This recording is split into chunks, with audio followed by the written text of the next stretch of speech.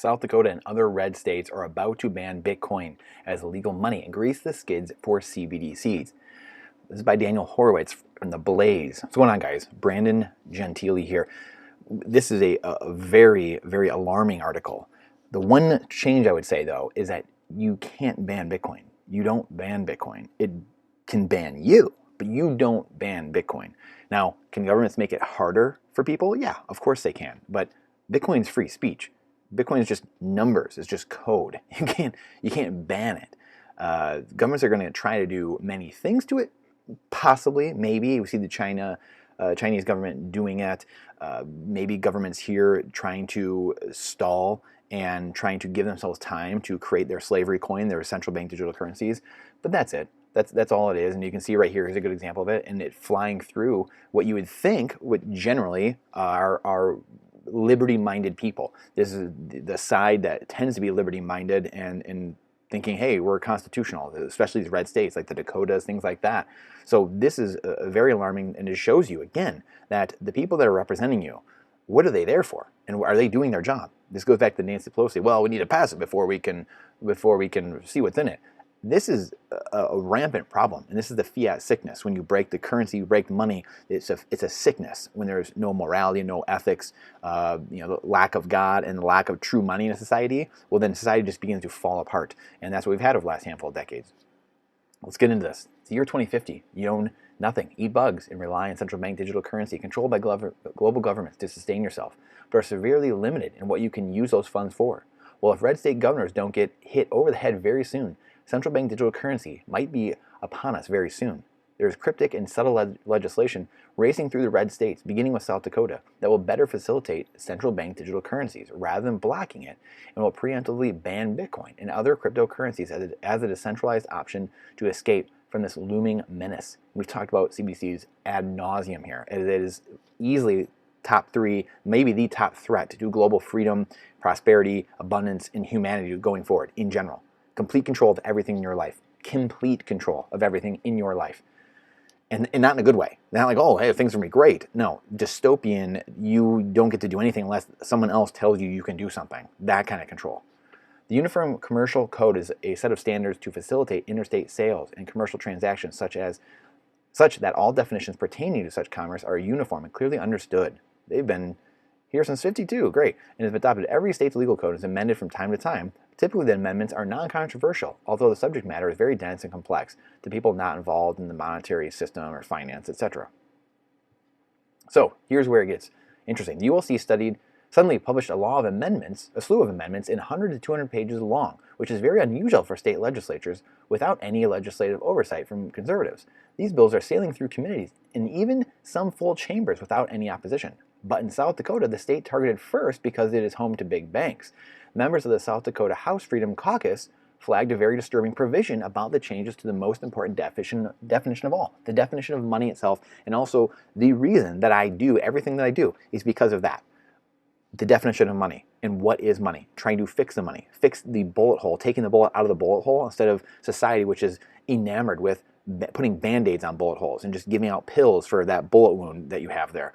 No, we need to fix the money. We need to understand what money is. Again, not sure why we weren't taught this when we were growing up, taught this in elementary, middle school, high school. That's a case for a different day, as I can assure you there's a reasoning behind that, which I'm sure you can guess if you've been here at this channel and in our community at any length of time. Specifically, HB 1193, money means a medium of exchange that is currently authorized or adopted by a domestic or foreign government. That couldn't be more wrong. Money is a medium of exchange. It's a unit of account, and it's a store of value. And it's also portable, divisible, durable, and fungible. It has to be those things, but mainly it has to be a store of value. So right here, they get off the top that money is adopted or authorized by a foreign government or domestic government. No. The governments have nothing to do with money. They have zero to do with money. Money and value transfer is between two people, and value creation and the transfer of that wealth between two people, and satisfying the coincidence of wants, which you can look into that, what that is, but it's just helping us out of the barter age. But that is money. Government has nothing to do with that. They are lucky they get some of our taxes. They are lucky that they get some of our wealth to then sprinkle and redistribute around. The fact that we still let them do that, beyond me, but again, a case for a different day. But the fact right here, is that they have the language in here that they don't even understand what money is, can then lead you to see why we have so many problems with our system, and then we get stupid laws like this because they don't even understand what money is in the first place. The term includes a monetary unit of account, which you just said, established by an intergovernmental organization or by an agreement between two or more countries. So again, he's saying that it's a medium of exchange and unit of account agreed upon by these domestic countries or partners doing trade with each other. Again, they have this right in a sense that it's a contract or like an established, agreed upon, unit of account between two parties. Just like you and I, again, where money comes from, actual value creation. We say, hey, we're willing to trade some Bitcoin with each other. We're willing to exchange some gold for each other. I look at that as a medium of exchange and unit of account and a store of value, so we're good to go.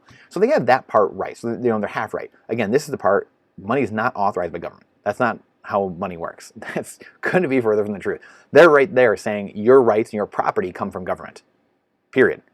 Not the other way around. No, rights come from God, and property and your money, your wealth creation come from other people in your hard work and then trading among people. That's it. Government has nothing to do with it. Government is lucky to get their hands on any of it at all. The term does not include an electronic record that is a medium of exchange recorded and transferable in a system that existed and operated for the medium of exchange before the medium of exchange was authorized or adopted by the government. So now you can see where we're going with this. Nobody read this provision, and it wound up sailing through the State, House, Senate before it was flagged by members of the outside Judiciary Committee. It passed with flying colors. In English, it appears to open the door for states to preemptively accept any new currency adopted by governments, which in the era we live is designed for CBDCs, slavery coin, central bank digital currencies. However, in the ultimate double whammy, it would exclude Bitcoin from the definition of money because it was in existence before this future hypothetical medium of exchange is adopted. So the amendment presupposes an electronic medium of exchange, says, oh yeah, digital currency is good, as long as it wasn't created before we adopt this new thing, which, newsflash, probably be the CBDC, slavery coin. So the amendment presupposes an electronic medium of exchange for legal tender, but excludes those forms already in existence, presumably to pave the road for the ultimate, which is the CBDC. This concern was first flagged by Scott Odenbach and John Hanson, who raised concerns during the House Judiciary Committee last month. Odenbach expressed concern that the new definition might be paving the way for central bank digital currency. And again, however, we need not speculate about the definition. In the video PowerPoint, this is insane, the presentation on the amendment, Stephen Wise of the Uniform Law Commission, beginning at, you can go check this video out here at 46 minutes, explains that the provision was specifically inserted in response to the governments of El Salvador and the Central African Republic, El Salvador being the first government in the world to accept it as legal currency, illegal tender, and then CAR, Central African Republic, doing that as well a number of months later. They felt that under the current definition, Bitcoin would be totally accepted, and therefore it is in need of amending. He inserted that under the new definition, Bitcoin will not be money, but the central bank digital currency, CBDC, could be money. That is absolute insanity. They're saying the quiet part out loud. Just like they said, we're not going to come take your guns for decades. Well, we're not coming to take your guns. We just want to register them. Well, we're not going to come take your guns. We just want to put more safety measures in place. Well, we're not going to come take your guns. Well, you do realize that good people are the only ones that follow those laws, right? And here they are. Biden just came out. It's time to ban all guns, ban all assault rifles. And it's just like, okay, where does that lead you next? Banning all guns. I mean, this is very easy. When you know history, when you understand history, when you understand human philosophy, these things become very easy. Just like Jim Rogers always says, to understand and be a great investor, you have to understand two things, history and philosophy. If you understand that, you see where these things are going. It's the slippery slope. We see where these things constantly go and they constantly end up. And that's what government does. Government always and everywhere is designed to continue to grow and get bigger and take more rights and freedoms from the people. Because the freedom lies with the people. And the government has none of those. Especially in America, the government had very little to no rights, and the people had all the rights. So over time, the government has continually just stripped and chipped away at all the rights and the freedoms and liberties that people had. So eventually we have now this Patriot Act government, this running Obamacare and healthcare and welfare and all these things, this Leviathan government that can't be stopped, and the people are now scared of the government because they've now taken so much of the power that the iceberg has flipped, and now government has all the power and the people have very little power. Now we are in the twilight zone. So as you can see, the ULC clearly has an agenda to ban Bitcoin from being used as a centralized option for freedom, being outside the banking system and in doing our own private money issuance between people, which is where it should be, while officials create a central bank digital slave coin as depicted in slide 2. So again, they want to control everything in your life. It's all about control. all about control. That's all this is. That's all these agendas are, from Agenda 21 to Agenda 2030. All these things they've done for years, the United Nations, World Economic Forum, governments, it's always about control. Common Core, CRT, gun legislation, trying to get their hands back around, because Bitcoin has now opened Pandora's box with money, and now people realize, oh my gosh, they're trying to get their hands back around money, the ultimate tool in all of the control. So they are freaking out. They are freaking out. Now, it is true under the existing USDC, there's nothing precluding a CBDC, but we need amendments from the red states to preemptively block it. Instead, this amendment implicitly anticipates joining a CBDC while strategically and explicitly banning decentralized cryptocurrencies that can't be used to control a population as an escape hatch for those of us who don't want government tracking and controlling every aspect of our lives. But again, this is why we will win. This is why we will win. Bitcoiners have truth on their side. Sound money advocates have truth on their side. That's it. This is why we will absolutely, without a shadow of a doubt, win, because truth will set you free, and truth always comes out. So Bitcoin will not be money, as Weiss says in the presentation, because even though the definition provides for electronic money, it says that an asset that is adopted by a government as its medium of exchange will not qualify as money if the electronic asset, such as Bitcoin, existed before it was adopted by the government. So you can imagine 10 lawyers in your room sitting here just jawboning each other, flapping their gums, and like mental gymnastics and trying to bend the words to fit. Well, if it was not before, but it's after, and this and that.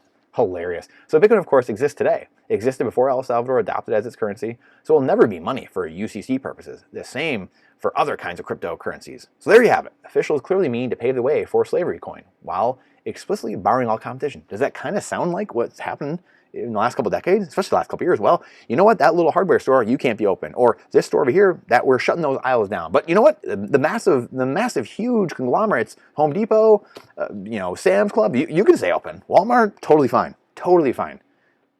This is the clown world we live in. And the biggest problem is once you shut these things down, there's no coming back. It's very easy and quick to shut things down and kill it. But it's very hard for something to grow back and have decentralization and have robustness and have liberty and freedom and low prices. This is the world we are entering. If we do not stop now, if we do not stand in the face of evil now, we will lose that for generations. And it takes generations to build those things back up, build the network, build the system, the logistics to actually have freedom and capitalism and free markets and actual competition to lower prices. This is why we need to fix the money. At the end of the day, this is why Bitcoiners are fighting for Bitcoin, for sound money, to make Bitcoin the standard that everyone uses, and to denominate your life in sats, and to constrict governments and restrict governments, to give maximum prosperity and maximum freedom to the average child, to the average man and woman, average family, the average elderly person.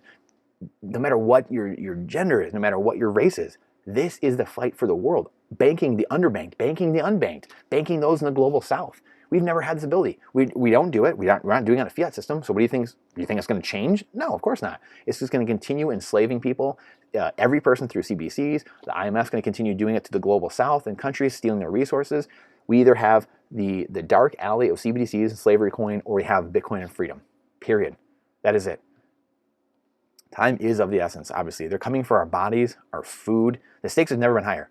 They're coming for our bodies, our food, lockdowns, injections, our food. Bill Gates buying up the farmland. You've got the bio milk, trying to breastfeed the kids. Got the meatless meat, our energy. So they've been trying to. They stamped out the Keystone Pipeline, our land. Where does it stop? At what point do people just say, "Okay, guys, I'm an adult. I can take care of this myself"? It's unbelievable. So governors everywhere, red and blue governments, should be working overtime to stop slave coin from being a thing and adopting a Bitcoin, a standard that's fair for all, an equal playing field. Who doesn't want that? You are literally, if you don't like Bitcoin, you are against freedom. You can't stand freedom. That's it, period. Bitcoin is the ultimate freedom, and it exposes every person for their true incentives. That is all Bitcoin does. It exposes every individual for the true people they are. Incredible, incredible stuff. When Andrew Jackson warned about a central bank, there was no such thing as digital currency or the technology to cut off your ability to participate in human life. There was no such thing as CRT, DEI, ESG, transgenderism, or wokeness. The amalgamation of those factors put together makes CBDC the greatest threat to our life, liberty, especially when tethered to the biomedical surveillance state that was cemented during the lockdowns. These governors better wake up. We better wake up to make sure our government, our governors, and our representatives know exactly where we stand on freedom and liberty. Because if you do not have that, you have no living standard at all, and everything in your life is controlled by someone else in a far-off land. Good luck to that. Good luck. If that doesn't scare you and that doesn't ring a bell in your head, then I don't know what to tell you. Kristi Noem and other governors must therefore echo the sentiment of President Jackson by a factor of 100. Unless the corrupting monster should be shriven with its ill-gotten power, my veto will meet it frankly and fiercely. Stay strong. I appreciate your time and energy, you being here. Time is energy, and energy is time. Bitcoin is time, and time is Bitcoin. The only two finite things we have. This is not financial advice. This is freedom advice. Thank you for coming to my TED Talk. Please share this out because the algorithm hates truth. Absolutely hates truth. And we are the only chance, this community of spreading this and spreading truth and reality so we can make sure that we are free and our children are free forever. So I appreciate you, and it's always a fight. Freedom is always a fight. It's always good versus evil. Evil never stops. Good has to continually rise up and stand in the face of evil, no matter what. We are here together. Bitcoin, gold, silver, energy, food, water, land, security, firearms, animal, and community. Building community is the number one thing. So I appreciate you and look forward to seeing you on the next one.